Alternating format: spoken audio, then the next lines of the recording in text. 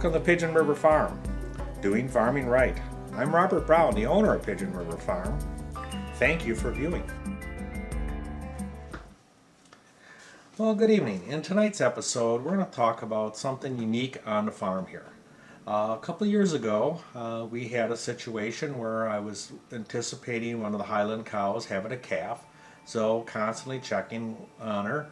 And in morning, I didn't quite see her around. The day before, she was kind of hanging on the far end of the pasture, and I didn't see her around. I didn't know exactly where she was, so I took the drone and I flew it down to the far end of the pasture. It's about a half mile from the farm. And to my, I guess we'd say, shock and horror here, there was a calf laying in the snow, no mother around, and it basically looked like it was dead from the sky. Flew in a little closer and determined that it looks like there might be some life here. Went down quickly, gathered the calf up.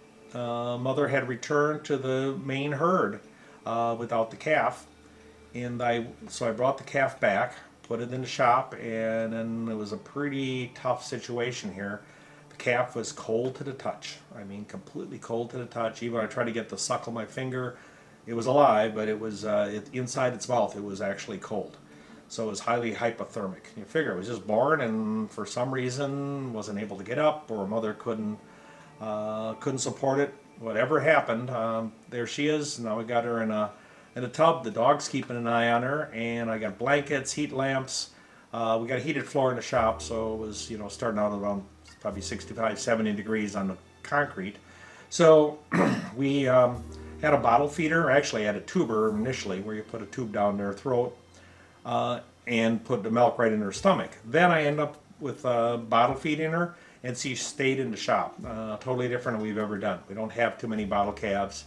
So in this particular case, it was too cold out, and she became the mascot of the shop. In with the dogs, and basically assimilated with the dogs and myself, and really ended up taking a lot of the characteristics. Ultra friendly, and followed me around the shop. I said a heated floor, so everywhere is comfortable for a little one like that. And she ended up living over by, we have a pellet stove in the corner. And she enjoyed the heat off that, and bottle fed every day. Would take the bottle in most unusual spots. When she was hungry, she'd let me know, and I just hang a bottle on something, as you can see here, and she would enjoy the feeding. So she grew slowly. Eventually, the little piles inside of the shop got to be a little much, so I moved her out to the area where we have our chickens, and we do raise chickens even into the winter time. So it was around March time period.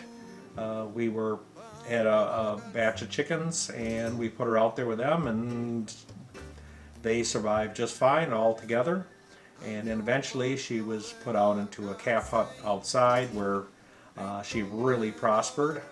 And it was a long, slow process to introduce her to the herd. But long before that happened, she became the outside pet. She wanted to be let out, and she'd follow us out around like a little dog, as you can see here, chasing us on the golf cart, then by the pond with the dogs. I had to kind of keep an eye on her because she just didn't want to be locked up and wanted to be free. I thought, boy, this is going to be challenges as she gets older. Well, eventually I was able to get her in with the herd, and she did real well. She assimilated. They had sniffed through the fence and all that early. Anyways, she assimilated very well, joined the herd, still ended up with the friendly characteristics, but basically became just a tad more wild over time, just being out with the rest of the animals. And then, to my pleasure and excitement, she became pregnant, and I was kind of concerned with the delivery of the calf. And as you can see here, we had a successful delivery of her first calf. That was pretty neat. I'm pretty excited about this. And she does have different characteristics. The highland cattle almost exclusively go off to the remote locations and have their calves, quite different than the Angus and the Jerseys and so on. They always seem to go far as they can in an isolated area. In her case, absolutely the opposite. She stayed close to the back of the shop, our big building here that has all the equipment inside, and on the back side of it, that's where she had the calf here in the summer, and it's a little bit easier when they have them in the summer. And we're pretty excited. She's got the little calf. The calf is doing well. She's nursing. Everything is right in the world. So this little calf that grew up in the shop, we called Little Moo. And the main reason she got the name Little Moo was all we ever heard was mooing. So this little thing mooed, so Little Moo was the name. She's the only named cow on the whole entire farm. It's not something I normally do for logical reasons.